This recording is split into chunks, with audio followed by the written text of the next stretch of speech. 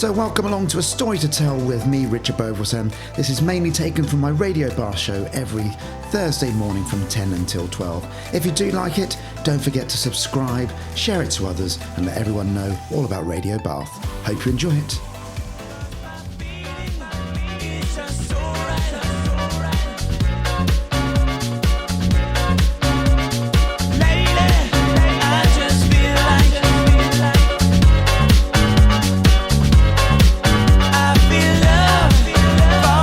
Good morning, everybody. I finally put my teeth back in. Just realising, reading out the weather, my ability to read was slim at that point. But how are you? It's sunny. I woke up this morning and there was like wet on the ground. I'm like, what is that wet stuff? Who knows? Anyway, it's Richard Beauvoisin here right until midday today. Got the lovely Diana Finch sat opposite me. We're going to be talking all about her new book, Value Beyond Money, over the next couple of hours. Economics and a variety of other bits and pieces as well, and including dancing, because I know Diana from dancing. If you have any questions for Diana, studio@radiobath.com, or you can text Bath, followed by a message to 80011. Good morning. So that's More Than a Feeling, and that's by a band called Boston. Didn't know that. You learn something new every single day.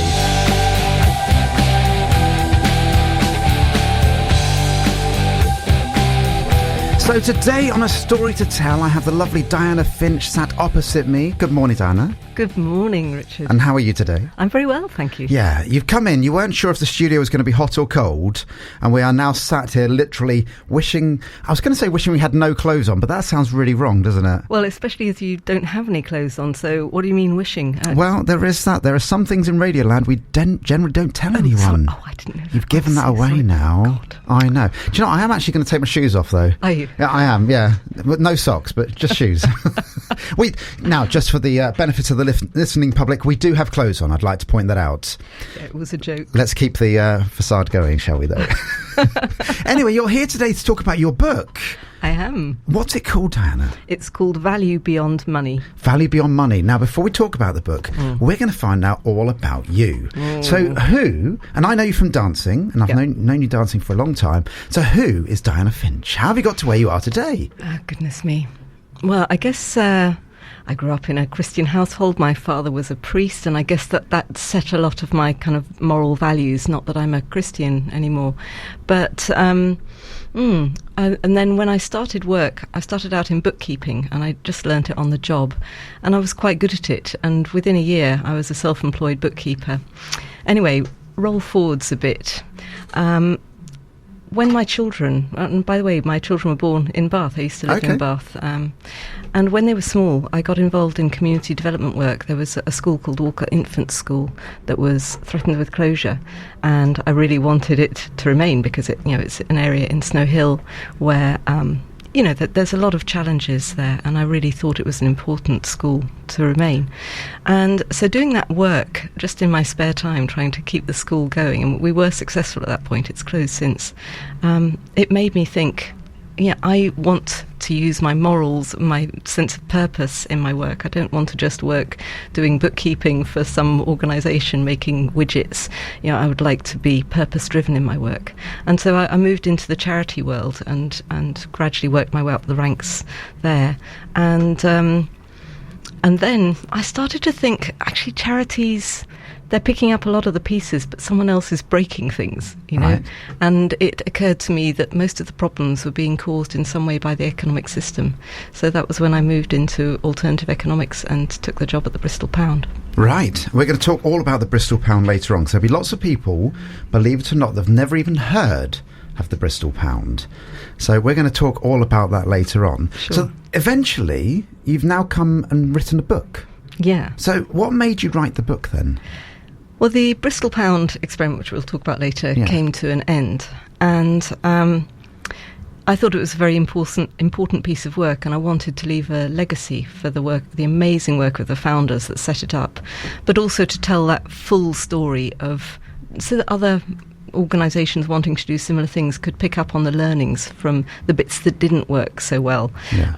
And I wanted as well to communicate something about economic thinking to just normal people, because I think normal people, and I'm one of them, I've never studied economics, and yet none of it made sense to me. You listened, in the run-up to these recent elections, we just constantly had one politician and another politician saying, well, what we need is more growth and we're going to do it this way. No, what we need is more growth and we're going to do it this way.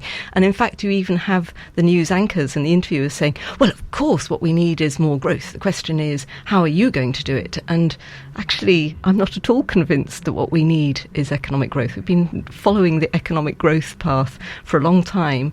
And actually, you may have noticed, there's more people using food banks. There's more people who are sleeping rough on the streets.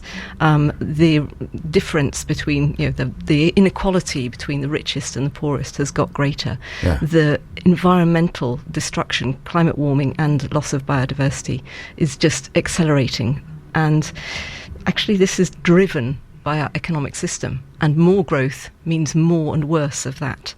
And so I would like to bring this kind of critical thinking to the mainstream so that we can try and hold the politicians and the policy wonks to account. And it doesn't really matter who's in. Now we're not a political station, so we'll never go down that route. But it kind of doesn't really matter who's in. I was chatting to somebody yesterday about the fact that, the latest government that's in are blaming the previous government for all the problems, and the previous government blame the previous government again for all the different problems that are there.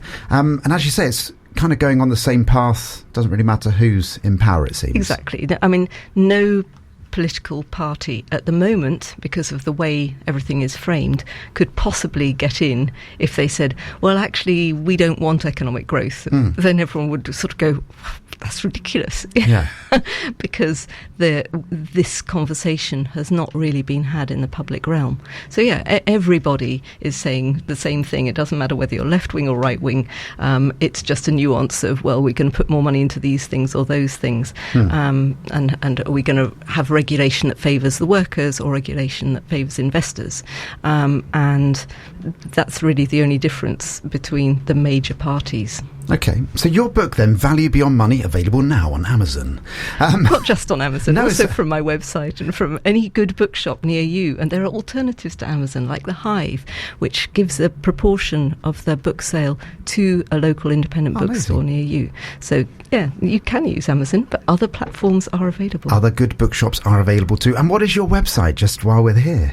Oh, well, I've got two, actually. I've got one which is a little bit about me, which is dianafinch.info, and the other which has also got Bristol Pound souvenir notes and things, which is bristolpoundlegacy.info. Okay. And you'll get to a link to buy the book through either of those. Fabulous. Now, your book, Value Beyond Money, then. Tell us about it. Why did you write it, really? Well, I know we just kind of just said that, but I'll rephrase the question. How did you write it? That's the question I really wanted to actually ask. Right. Well, actually, no, that process was a very interesting one, because even though I'd worked at the Bristol Pound for 4-5 years by the time I started writing it and Bristol Pound was ending, I had actually not really heard that story of the founders. So I went and interviewed all of the people that were the initial founders, plus several other people that were key to the development of the Bristol Pound in those early few years. And, I discovered the story myself and thought, well, no, this really is worth writing up. So I did.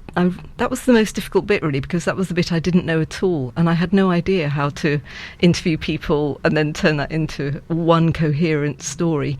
I hope I've done it. You've very kindly given me a copy today, which I will absolutely read. Obviously, I haven't had a chance to read it yet because it's only out today. Or maybe you won't need to by the time we've had this interview. No, I hope you will. I will absolutely read it. So what was kind of your process? You've done the interviewing, and then you try and translate that into words. Yeah, and it took a while to do that first bit because it wasn't my story. The second half of the book was much easier to write because it was when I was doing it and all of the things that we were trying out, and obviously that was much more in the forefront of my mind because it was my own story. So that was much easier to write. But it was difficult to carve out the time. I mean, probably if you added up all the time I was writing, it wasn't that long, but it was spread out over a year. And eventually I just thought, I have to finish this. So I went on holiday by myself. First time I've ever been on holiday by myself. Stayed in a little tiny hotel on the Asturian coast in Spain for a week and just wrote sort of 5,000 words a day or more. And that was how I eventually got it finished. But yeah. And how was that experience for you? Some people kind of, when they go into the world of, I'm just focusing on this one thing now. So when I teach the new dance teachers, they come to me and they kind of say, I love the fact that I've spent a week on me personally, and that's very rare because we all have families or jobs or whatever it may be. Spending a week by yourself, just focusing on what you want to do, how was that for you? It was fantastic. I would go on holiday again by myself, hopefully with a purpose again. I think I might have found it harder to just be by myself and, hanging out. Yeah. But because I had a thing to do, and it was lovely in that north bit. I don't know if you know that part of Spain. I don't know. But I was right in the centre of Llanes, and my windows were open the whole time because it was hot, and you just hear this kind of bubble of happy sound of Spanish people on holiday, because it's where the Spanish people go on holiday. Just very happy, giggling, laughing, and chattering going on the whole time. And then, of course, I've got the coast right there, so each time I want a little break from writing, just walk along the cliffs, go and find a nice tapas place, and then come back and do a bit more writing. It was fantastic. Sounds amazing. Well, Diana's here all morning. If you have any questions for Diana, studio@radiobath.com, or you can text Bath followed by a message to 80011. Back with Diana very soon.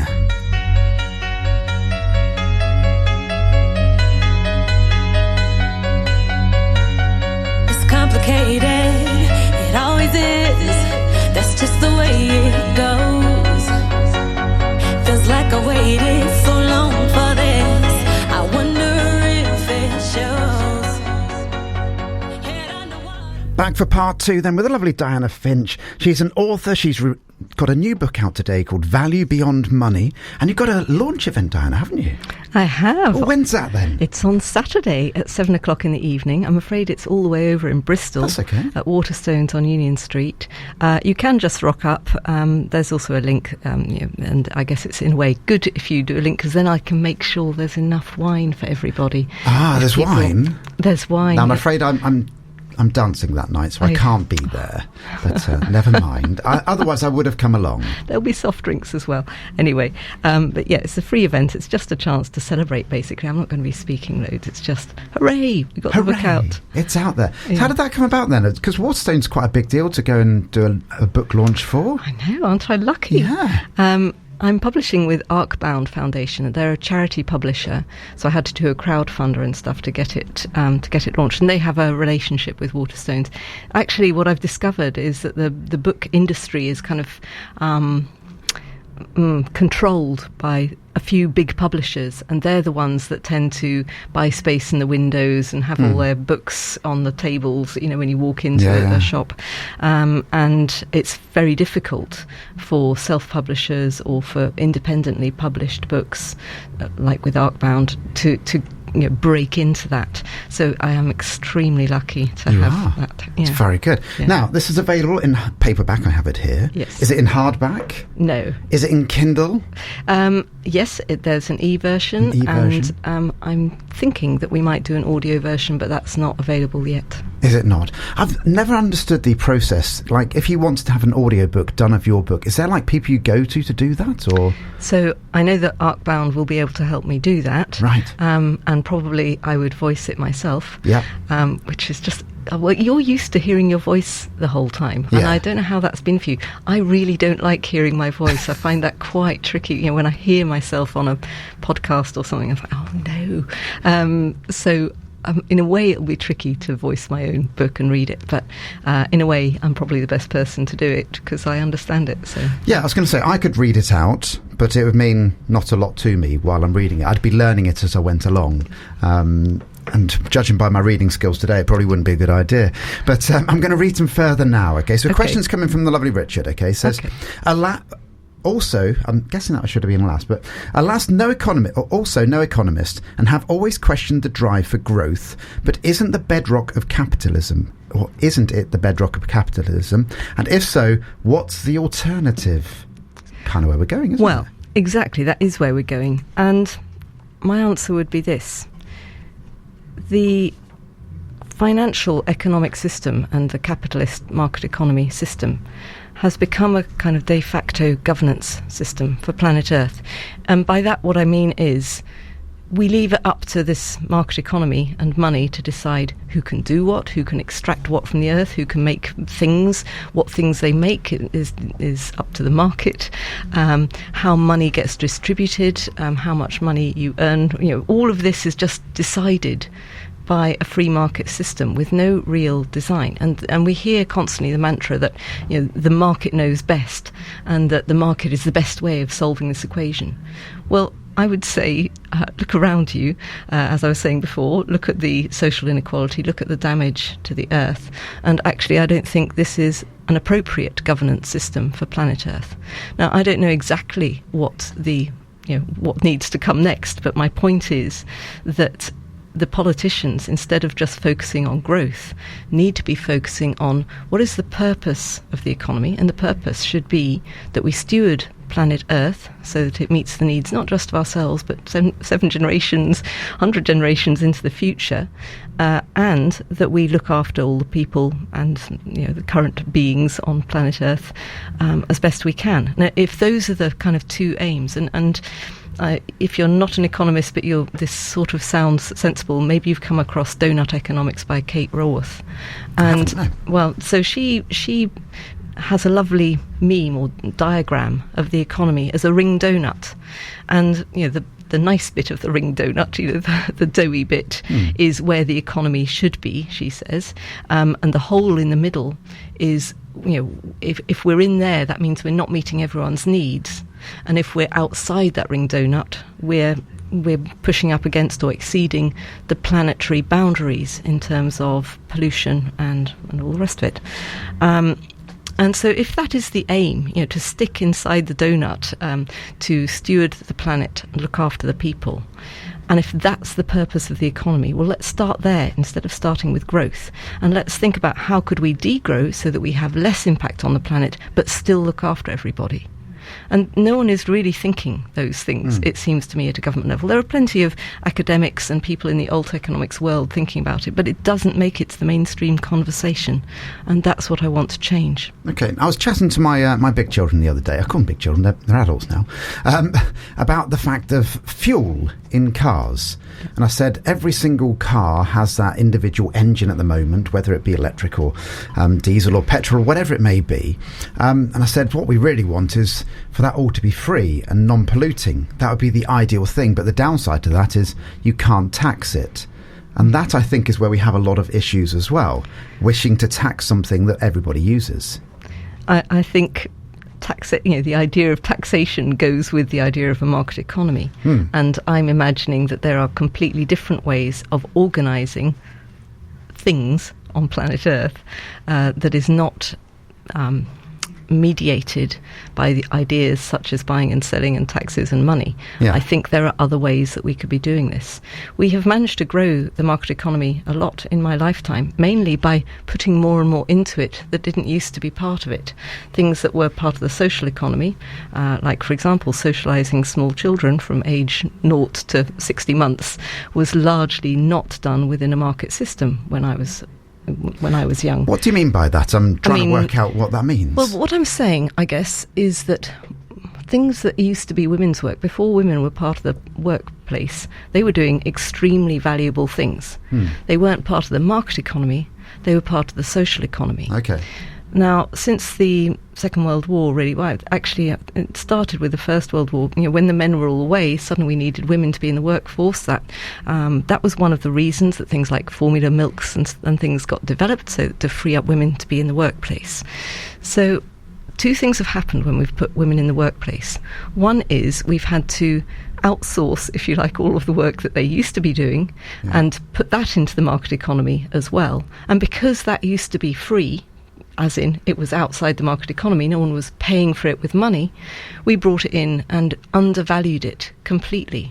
We costed it at kind of minimum wage. Yeah. And that we've also taken time away from the household. So women used to do a lot of cooking, for example, and now there's no time for that. So now we rely on a lot of ready meals and microwavable stuff, and with more plastic and all the rest of it, but also with a load of additives that make us diabetic and obese, and this food is not nutritionally good for us. And And we can see that by undervaluing time in the home cooking, what we've done is created a health epidemic of terms of non-communicable diseases that are then very costly. And then, of course, we need much more money in the health service to pay for all those things. So, all these things are very interrelated, and it's very hard to start with one and just say, let's look at this one thing. This is a complex system where each little thing impacts on everything else. It is an incredibly complex system. I've seen many times, economics-wise, that people try and fix the problem rather than fix the initial thing that created the problem. Certainly in dancing, for instance, somebody often will have an issue, and I always go back 2 or 3 steps, because it's always in the preparation, which is why you end up with the problem at that point. The trouble with economics, I suppose, is it's a big old complex model. It is. And a lot of people are doing very important work trying to make the current market economy system a little bit less bad in terms of its negative impacts on people and planet. And that's all very valuable work. I guess I'm very interested in the bit of work which is slightly different, which is saying, how do we start to ideate and build and design something which can come after this current global market system? Fabulous. Well, we're going to talk all about the Bristol pound when we come back. Okay. Back with Diana shortly.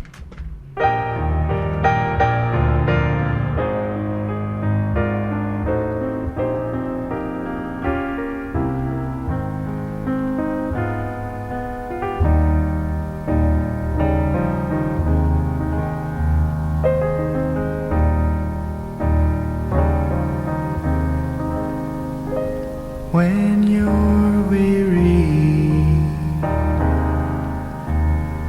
feeling small, when tears are in.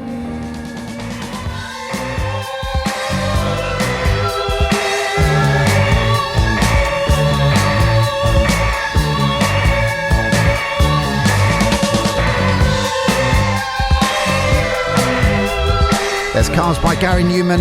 Now, we've had a message in from the lovely Richard. He says, brilliant music on the show today. I'm going to be honest with you, Diana's choosing most of it. There you go. Richard likes your music anyway. Oh, good. Right, we're going to talk now for another few minutes all about the Bristol pound then. So for those that don't know what the Bristol pound was, can you explain how it was, or what it was and how it came about? Yeah, so how it came about was a bunch of people were thinking about the kinds of problems I've been talking about before. That there is an economic problem. Specifically, they were thinking about localisation. And the reason localisation is important, I guess it's 2 things. One is it's trapping money in the local community, sometimes known as community wealth building. So, for example, if you go and shop at Lidl's or Tesco's, some of that money stays in the area where you are, but not very much, just the kind of, the checkout person's wages and maybe the shelf stackers. Maybe it's a local landlord, but the chances are that most of that money is going off to national, international supply chains, to head office, to shareholders all over the world. If you're doing your shopping at a little local shop, that the profits from that are staying right there where you live, and they'll probably be spent by that business owner increasing that business or setting up another little business in another little neighbourhood in the city, and that way you're doing 2 things. You're creating more opportunities within the city, and also and I've forgotten what the other thing is now. It's just in my head and then it's gone. Okay. Anyway, never mind. The other reason that localisation is important is if you think about it in terms of production and consumption and bringing those geographically closer together, that means there's going to be less transportation. And we've all heard of the concept of food miles probably. And, it's an important thing because transportation is the major use of carbon dioxide, or the main way in which carbon dioxide ends up in our atmosphere is from transportation. So if we could all just localise our consumption, that would help with carbon dioxide. So those are the kind of two main ideas behind. I've remembered what the other one was, which was sort of insulating the city of Bristol from the wider global economic system. So if we manage to get local farmers growing things for the Bristol market, then it doesn't matter what the global price of wheat is, because this farmer is working specifically with the restaurant and grocery chains in Bristol. So it's a way of insulating the city from those wider economic forces. Anyway, it took me a little while to get it off the ground, obviously, a lot of design work. And when was this? So they first got together in about 2009, and there was a few years of planning. It eventually launched in September 2012, very much helped by our then mayor. Well, he was actually elected, I think, in the November, but he was, he had come out on side, if you like, in the run-up to his election. And that's George Ferguson, who is an independent and an architect, and he agreed to have all of his salary, for example, in Bristol pounds, and that was a real kickstart to, because obviously he was buying things, and so encouraging a lot of local shops to join up, and his own venture with the tobacco factory in Bristol. If any of your listeners are aware of that, that's a George Ferguson, that's his enterprise kind of thing, and that became one of the early leaders in it as well. But the important thing was that because he was the mayor, he was able to talk to the council and get the council to accept the payments of local taxes in the local currency. So the way it would work is that you would go along to an exchange point, you would swap your pound sterling for Bristol pounds, and once they're swapped, you could only spend them in Bristol pounds. They were vouchers, really. They're not legal tender. They were vouchers with an expiry date, a bit like a book token. And you could spend them in the participating stores, and all the participating stores had to be local businesses. You couldn't be a member of the Bristol Pound unless you were a local business.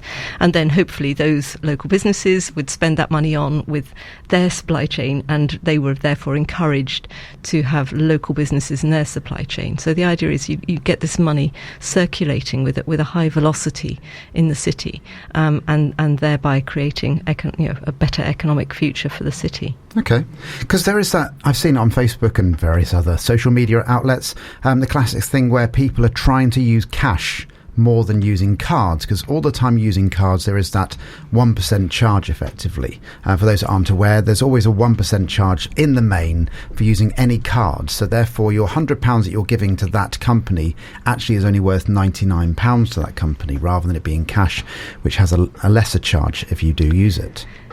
That is true. However, I would say a couple of things. The reason businesses are on the whole keen to move towards cashless is because actually that 1% is nothing compared to the amount of time and money counting money and reconciling and then walking to the bank with it, especially as the local bank is now closed and they've got to go further to bank their money.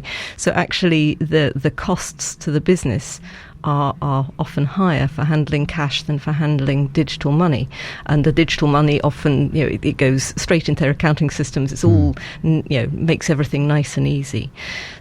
So that's one thing. In terms of that 1% as well, the reason that needs to be there is that, and we have this feeling, don't we? We tap our card or our phone and the money just instantly leaves our account and ends up in the business's account. Well, that's kind of a huge simplification, because maybe I bank with Triodos, which I do, and maybe this business banks with, I don't know, a cooperative bank. Let's hope everyone's trying to be very ethical with their money. And to get from Triodos to the cooperative bank, and via a little machine, which is maybe Square or I don't know, one of these other Sage Pay, or whatever exactly. So they are enabling your card to work. Meanwhile, there's another thing, which is the card issuer, which is making, and then there's all these bits in between. There's basically a whole bridge of third parties that are making the money get from via a card from my account through a whole load of intermediary transactions, and then into the so that, and it's a system that is very prone to fraud because nobody knows each other, and it's huge. And so, that's why that 1% is there. It's to pay for that entire infrastructure. So going back to the Bristol pound then, how did it go? It was huge at first. I mean, it was the first local currency of its type in the world to be trying to operate at city level, the first to have digital and paper money from the get-go, the first to enable payment of local taxes in the currency. It grew really quickly. By 2015, it had about 2,000 users, which was huge compared to any other local currency, about £1 million going through the system each year. So, from that point of view, it's a huge success. I hear a big, what I call the big baboon. Yeah. So the big baboon, for those who aren't aware, so if you think about what a baboon has, it has a big butt. So that's why we call it a baboon moment. So what is the baboon moment in this then, Diana? Well, the reason we grew quickly, I think, was that our marketing messaging very much explained our purpose. Let's try and localise. Please shop with local shops. This is important. And if you got that, then fine, you might well join up and, play that game, if you like. Change your shopping and shop at those shops and change your money and go through all that hassle, right? Go and change my money, go to the butcher's, the baker, the candlestick maker, maybe have to get 3 buses in between, take more time, potentially cost more money. Like when I go to a lovely baker's and get an artisan sourdough ancient grain, and it's £3.50 a loaf compared to, I don't know, sliced white from Tesco's that the kids eat. So there were a lot of barriers, basically. And I think we had a messaging that didn't talk to normal people, and we by mistake excluded a lot of people who, I've got more important things to do than worry about what the economic system in Bristol is like in 10 years' time. Yeah. I've just got to get through today, feed my kids, and, So, that was our problem, I think. Okay. And there are other currencies that have got around this. For example, in South Korea, I had a load of South Koreans, different people coming and talking to me. They have been setting up local currencies where they give out universal basic incomes in the local currency that then can get spent on. So it's accessible to everybody. Okay. Well, we've heard about the first part of the Bristol pound. We're going to find out about the second part after the news. So back after the news with Diana.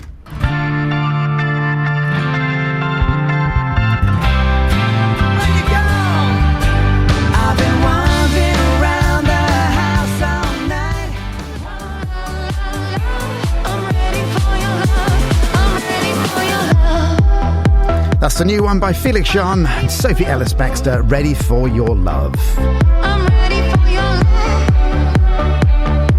I'm ready for your love. Back for the second hour then with the lovely Diana Finch. If you've missed any of the first hour, this will be provided as a podcast as well. If you type in Radio Bath to any podcast provider, you'll be able to catch up with this one or any other show that I've done over the last year and a half. Next week, very quickly, I've got the lovely Johnny Gould coming on. So he's another presenter here on Radio Bath. Used to present on Channel 5 as well, the sports shows. I've seen him present. He's exceptional, and I think it's going to be a giggle. So we'll find out all about that next week between 10 and 12. For now, we're going to find out the second half of the Bristol pound story. So before the news, we were talking about the fact that it's local currency effectively, or like a voucher. But what happened in the end then? Well, so in the end, as I say, because we weren't able to get enough people on board to grow it to the kind of scale where it could actually be self-perpetuating, it'd be a viable business in its own right. Sadly, we had to kind of close it down.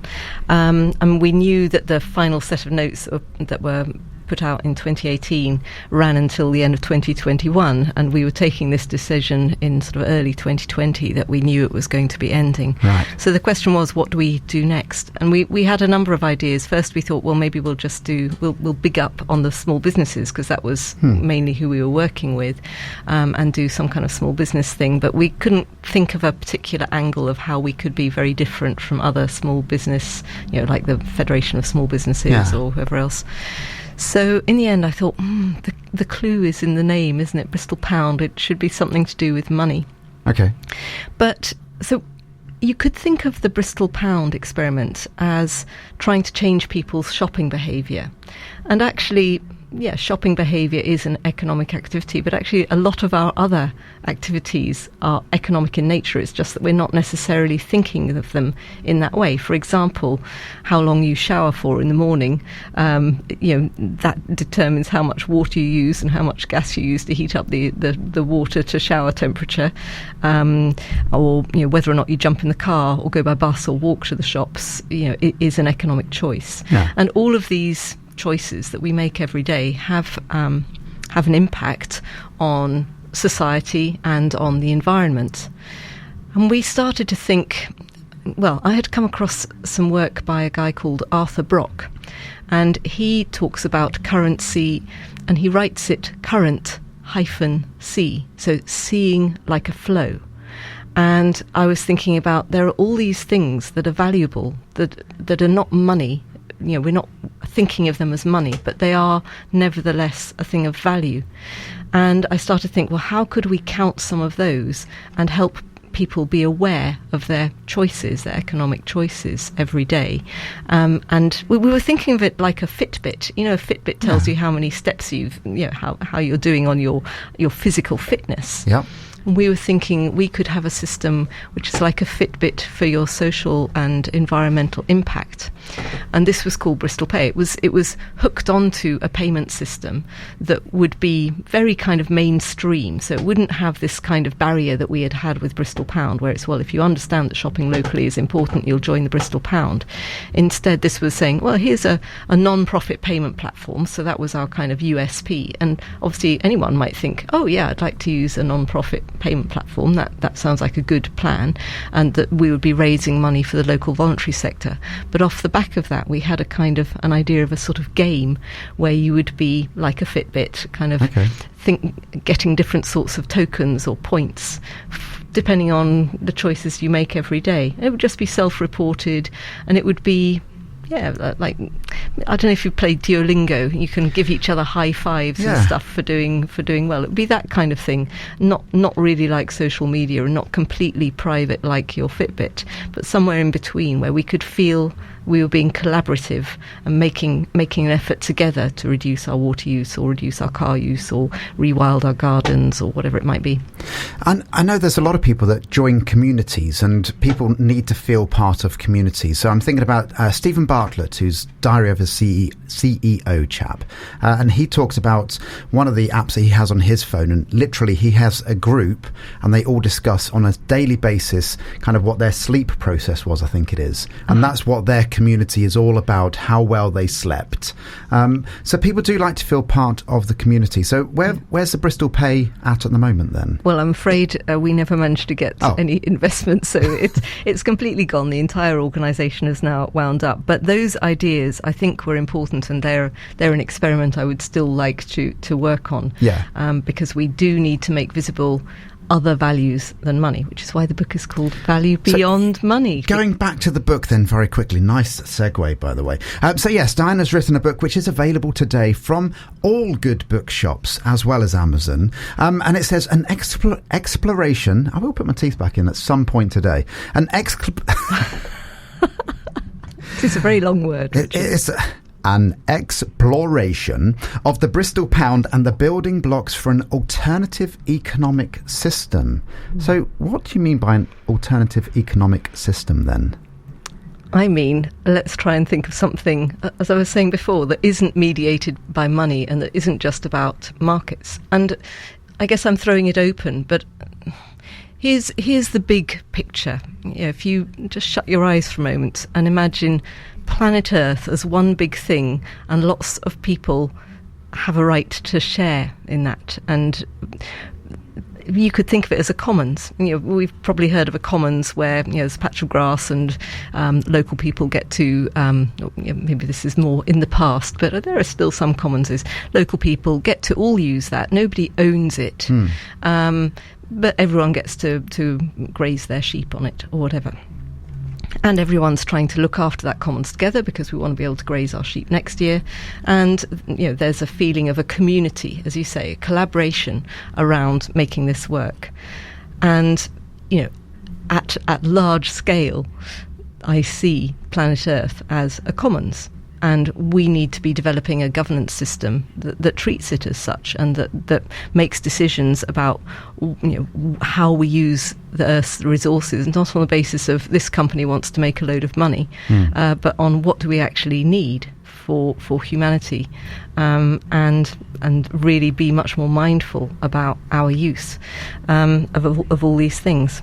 Now, again, going back to Stephen Bartlett, he has a fantastic analogy about health, and he describes health of a human being like a table, and he says you need the table for everything else to be sat on top of.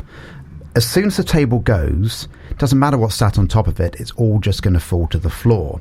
Now, do we kind of have that same scenario regarding planet Earth, and that what we've done over the last 150 years or so in our industrial revolution that we've had is we've kind of ignored the table, and the table is just about surviving at the moment. But as soon as that table starts to go, i.e. the health of the planet, then it doesn't really matter what's on top of it, it's all going to go pear-shaped anyway. Yeah, I love that analogy. I tend to talk about the goose that lays the golden eggs, and we've been focusing on, instead of thinking what is the health of the goose, we've just been thinking, and especially more and more recently, like, let's just squeeze out one more of these golden eggs, we need the golden eggs, we need the golden eggs. No one is kind of going, okay, maybe the golden eggs are not going to be coming. How do we look after the goose for the future golden egg supply? And how do we use golden eggs at a much slower rate so that we can cover the interim whilst we're looking after the goose, and still meet everyone's needs? That's the big question, isn't it? How do we really steward the Earth through some degrowth, probably, whilst still looking after everyone? Well, I say still, we're not looking after everyone at the moment, so whilst looking after everybody, and that's the big question. Now, if anybody does have any questions for Diana, we're here till midday, 45 minutes to go yet, then do email the studio at studio@radiobath.com, or you can text Bath followed by a message to 80011. We're going to talk about dancing, though, when we come back. Ooh, good. Can't wait for that bit.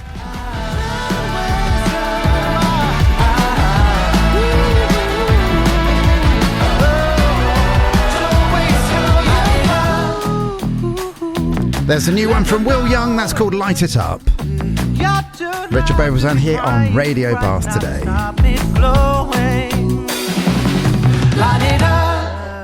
It's even got a full dramatic ending. So, back for another part now with the lovely Diana. She's got a book out today called Value Beyond Money. It's all about an exploration, there we go, almost said it correct, of the Bristol pound and the building blocks for an alternative economic system.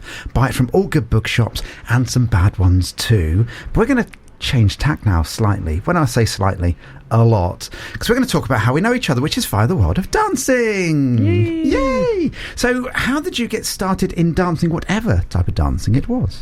Well, I started off with ballet, like many little girls. Did you do ballet, modern, tap? Was it the classic three? I didn't three? do tap, actually. I never did tap. Did you not? But yeah, I did ballet and modern, and then I had to give up when I was 15 because I ended up with both my feet in plaster.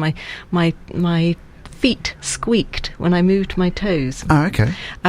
And they said, you must never dance again. I know. That must have been soul-destroying at the age of 15. It was.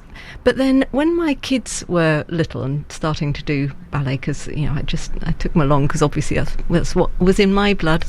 And also when I was saving the school I was talking about before, I thought, right, I'm going to do a little bit of dance. So I learnt dance from around the world and put together a little dance show with the 3 to 7-year-olds. Okay. We did Hawaiian and flamenco and I don't know, loads of different dance from all over the place.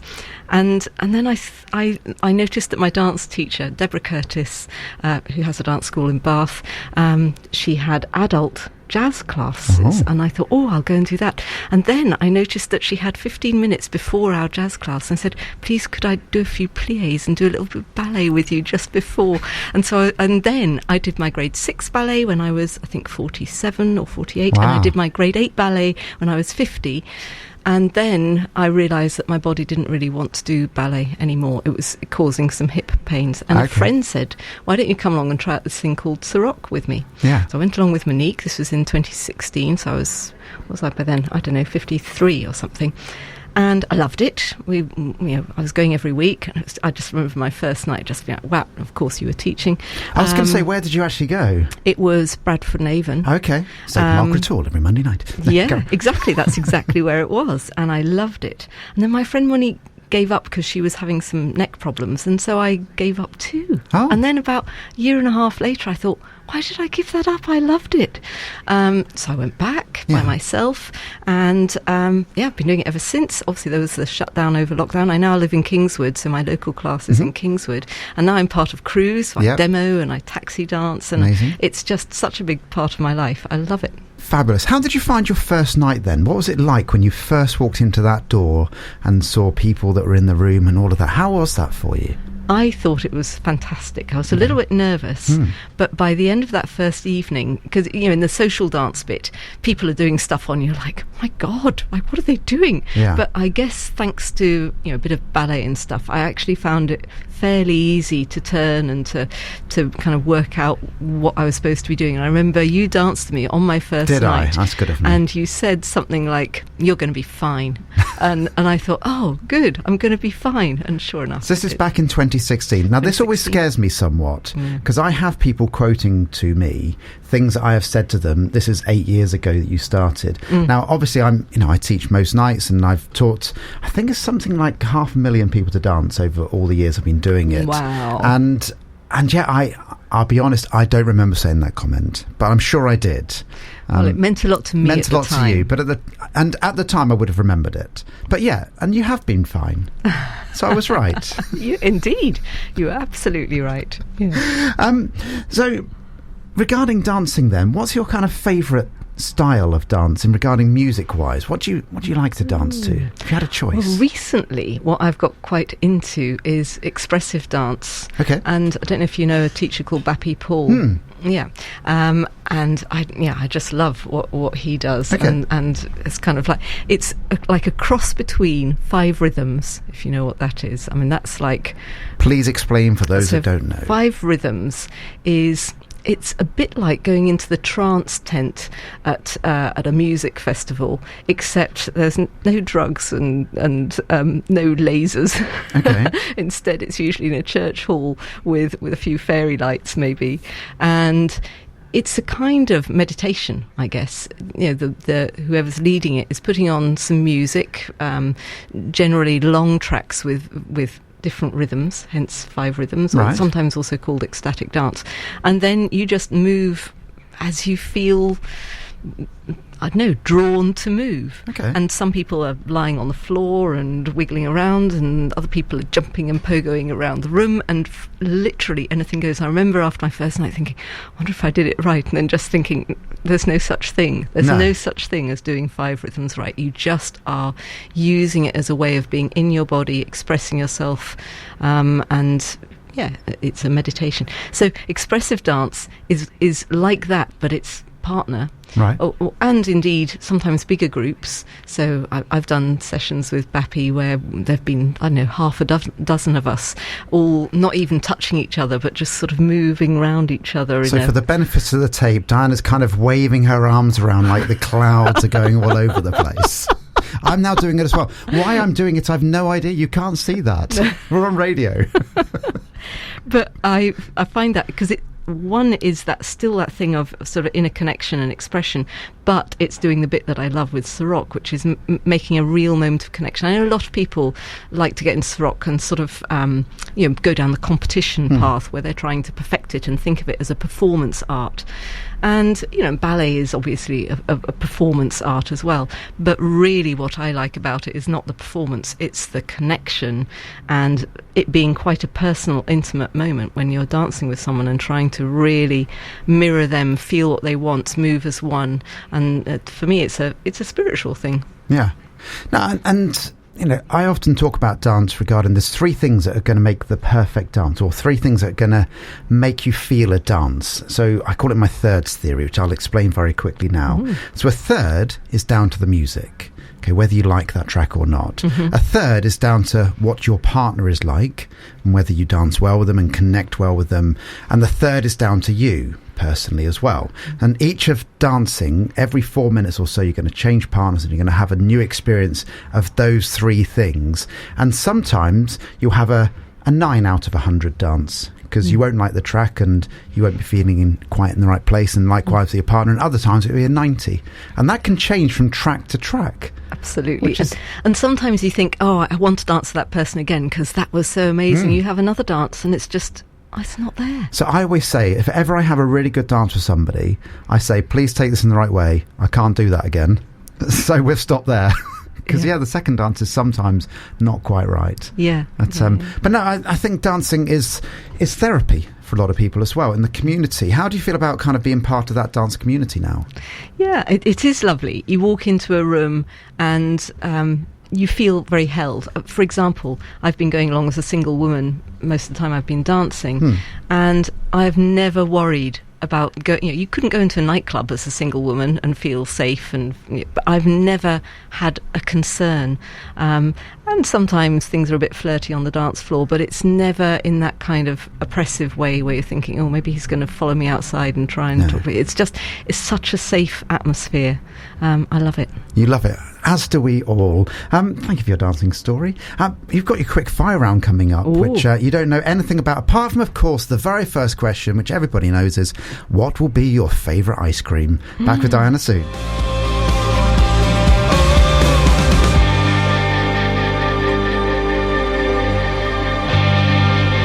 The thing I love about Radio Bath is we play Simon and Garfunkel followed by Coldplay. And that's the new one from Coldplay, Feels Like I'm Falling in Love.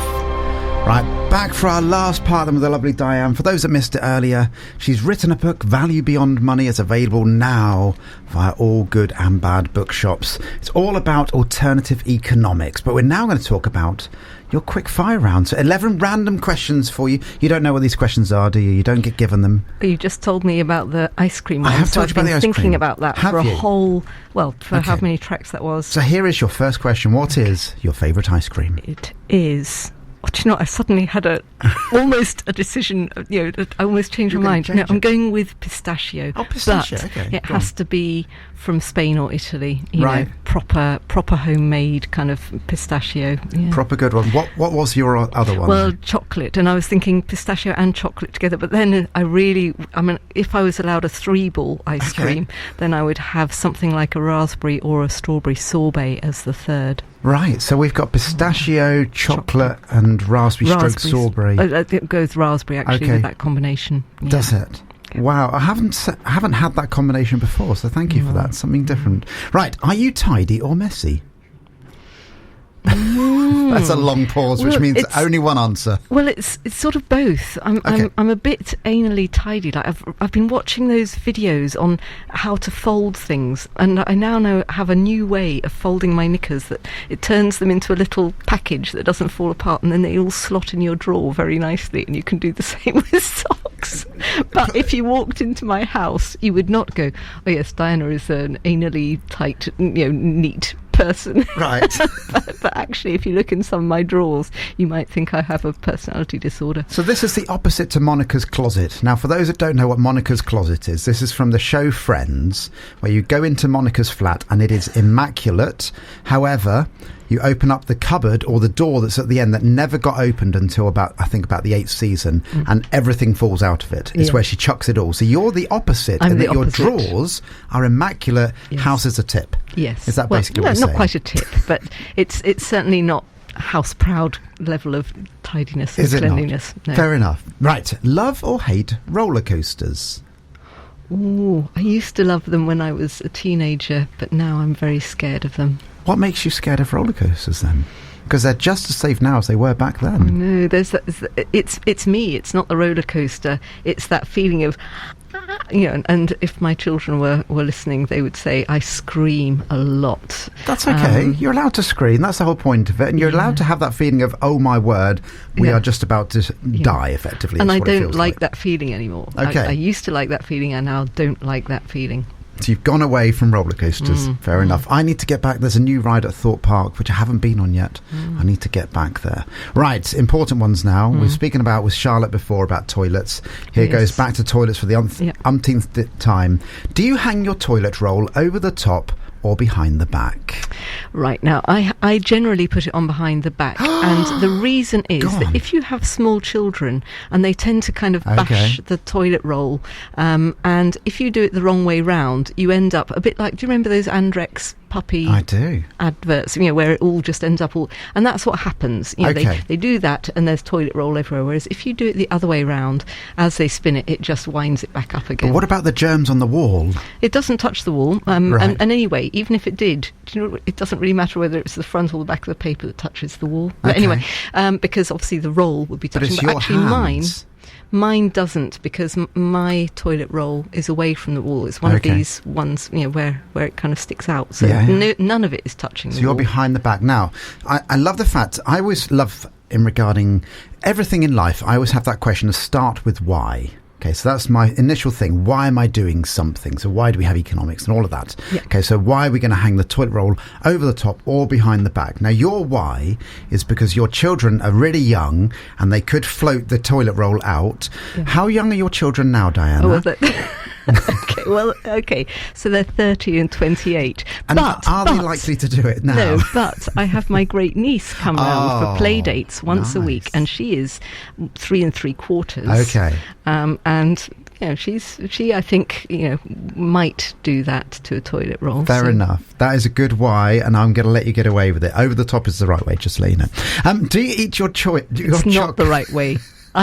There is a patent and everything that says that is the right way. Well, so, there we go. There you go. Unless you've got animals as the other excuse as well. Right. Animals and young children, but you're close. Do you eat your chocolate from the fridge or from the cupboard? Oh, from the cupboard. From the cupboard. Look, you even scrunched your nose up and everything. Yeah, I mean, just the texture is completely wrong from the fridge. Like, who would do that? I do that. Oh my God. I thought we were friends, and now I'm realising just how different we are. Have I gone down? So I have my toilet roll over the top, and I have my chocolate from the fridge. I had this scenario the other day. We were judging down in Exeter, and we bought some chocolate before the day. It was a really hot day. We got back and the chocolate was literally liquid in the packet. So the only thing we could then do was then put that chocolate into the fridge. For the benefit of the table, I can't describe what Dan has just done. And I was describing licking it, this liquid chocolate from the silver foil. That's what I thought the answer was. Yeah, that's exactly what it looked like. And so I put it in the fridge, and then this it was a mixture chocolate, and it just came out as just one blob in the end, which I then ate from the fridge, and I thought it was great. There we go. I used to even eat chocolate from the freezer as well, so just to make it even different. Right, do you make your bed in the morning? Yes, these days I do, because I'm so often on Zoom meetings from my bedroom, and my bed is in the background. Okay. So, yes, thanks to COVID, I now make my bed every day, but before I didn't. Before not? No. Why didn't you make your bed? No. What's the point? What's the point? You're just getting back into it anyway. And then get back into it that night. And the follow-up question then is, do you have any cushions on your bed? So you've got your pillows as normal. Do you have any cushions on your bed? You don't. Now, we can now be friends. Oh, good. So that's a good answer. Why don't you have cushions? Because lots of people do have cushions. Yeah, I don't know. It's like, what are they for? You just have to take them off before you can get into bed, and then put them on again the next day when you make your bed. I don't really understand it. I have a rug just in case it's cold in the night. Okay. We are even greater friends than I thought we were before. Right, what is your favourite breakfast? Now, favourite is not the same as what I usually eat.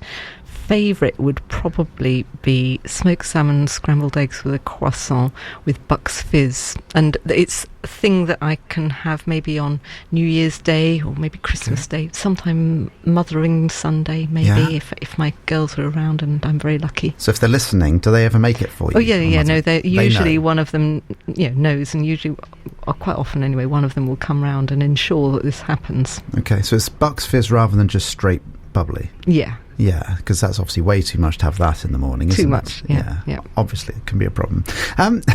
Slightly different tack now. What is your go-to karaoke song if you had to do it? Do you know what? I've never done karaoke. Well, actually, I did one song once a long, long time ago, and I did Frozen. Okay. Yeah, I was going to ask if we can have a rendition, but you're already off and running, so keep going. But that's the one time I've done it, and I would love to do, I'd love to try it out, because I do like singing. Right. I've been in a lot of choirs in my life, but So you've sung in choirs, but you've never done karaoke properly? Not really, not properly. I just did it once at a party, one track. I've only ever done it a few times, actually, and I've been on stage tens of thousands of times. I've done loads of stuff. Doing karaoke is one of the most nerve-wracking things I've ever done. The feedback I got given once, this is back in my RAF days, I did karaoke and somebody turned around to me and went, "You sing really well, but man, that was a boring song." It's kind of weird, isn't it, that you kind of get judged on what song you choose. But last time I did a Jamie Cullum song, bit of jazz. There we go. Right, favourite TV programme or film? Well, I don't have a TV, and I haven't done for 20 years, so I'm not really very good on TV programmes. Favourite film? Yeah, you're going to the cinema. Well, I don't really like violence, and I worry, frankly, about the message a lot of films give about they're normalising these things. I mean, I really love. The one I would go back to, like, if I've got kids around, would be Mary Poppins. Yeah, it's just lovely. But Shirley Valentine might be one of my favourite all-time films. And even though I said I don't like violence, I really love Blade Runner, which does have a bit of violence in there. But it's I just love the whole filmscape or whatever, the world of Blade Runner. Did you watch the remake of it, or the Blade Runner? I watched, Blade Runner 3 or whatever it is, and I did like it. I mean, it is, but it's not as good as the original. I haven't seen. I think I started watching it and just kind of didn't carry on for whatever reason. It didn't connect with me massively. There's a little reference to it actually in my book at the end. The very last bit, it says, I didn't know, blah, blah, blah, but then again, who does? Which is a complete take from the voiceover of the I think it's probably in the director's cut of Blade Runner. There's a few little things, like I start each chapter in which, and that's a reference to Winnie the Pooh, where every chapter in Winnie the Pooh, in which piglet, whatever it is, or which. Yeah, so you learn something new every day. I didn't know that. And you purposely did that for your book? Yeah. I've also got there's a list of acronyms at the end, because someone said put in all the acronyms, and I've put in there TLA for 3-letter acronym. It doesn't come up in the book anywhere, but I thought, seeing as I was doing a list of acronyms from the book, I'd just quickly sneak in there TLA for 3-letter acronym. 3-letter acronym. So there's a few little jokes in the book, or they made me laugh anyway. Very good. But no, do you know what? It's actually really useful, all the acronyms that are in your book. Value for money. Value beyond money. Value beyond money, sorry. Please get it right, Richard. Honestly. It's not like you've been here for 2 hours. It's because my reading skills today have just deserted me for some reason, but who knows why. I think it's my presence. I've been putting you off your stride. Maybe. We're going to have a quick acronym test then. Just going to tangent off very quickly, okay? So... I'm going to start off with a really easy one for you, okay? B2B. Business to business. Business to business. Right. What about REC? Oh, that is a currency in Barcelona. What does it stand for, though? Come on. God. This is your book. Come on. Oh, no. REC. Oh, I can't remember. Real Economy Currency. Oh, God. There we go. Outraged you didn't know that. Oh, I know. Okay. I should have known it off by heart. Yeah, I'm going to whip myself. Here's a really tough one. I'll get you back in the programme. The VAT. Value added tax. And then, I quite like this one. P4NE. Partnerships for a New Economy. They funded Bristol Pound for a while. Beautiful. Right, 2 questions to go then, Diana, for you. It's a slight tangent there. If you came back in your next life as an animal, which one would you be and why? If you are a believer in that. Well, you don't have to be a believer in anything. That's really difficult. I know. So, if you're an animal... Am I allowed to pass? You can pass if you want to pass. But yeah. I feel like that's welching out on the challenge, isn't it? It is a challenge. The whole point of the quick fire I do round. think probably a cat. I knew a cat was... It's a default answer for everyone. Yeah. Yeah. You know, like you get your meals laid on, people stroke you. You get to choose where you live, actually, because, you know, if you don't like where you live, you just go next door and they'll feed you instead. It's a pretty good life, I should imagine. A cat is the standard answer. Is it? Yeah, it is. So predictable. That's okay. I had a dolphin the other day. That was quite nice. Yeah. And then I got to do my dolphin impression. There we go. Wow. See, I know, it's my party So trick. you can do a cat impression now? Is that just... can you purr? Wow. There you go. Ah. See, we are going tangenting off all over the place. Which is so yeah, I get to do my dolphin impression once a year or so. I wish there was time for me to tell you about a nightmare where I was in a... Is there Go on, time? you tell me. Yeah, go for So it it. was a recurring nightmare that I had for a little while, where I would be at a dinner party and everyone was doing some kind of party turn, you know, and I was thinking as it was coming around, what am I going to do? What am I going to do? And I thought, I know, I'll do a monkey impression. Okay. And then when it got to me, I just couldn't even do the monkey impression. That is often off there. Right, last question for you then, Diana. Where is your happy place? Where is my happy place? Yeah, where's your happy place? Well, it probably involves a bottle of red wine from Spain, in the sunshine, with some dance music playing in the background, and good dancers, so that I can get up and have the odd dance every now and then. That would probably be it. Sounds like an amazing place to be. Diana, thank you so much for coming in today. I hope you've enjoyed it. Thank you for having me, Richard. I really have. It's been great. Your book, Value Beyond Money, I'll get the title right this time, is available in all good bookshops. And good luck with everything that goes on. Thank you so much.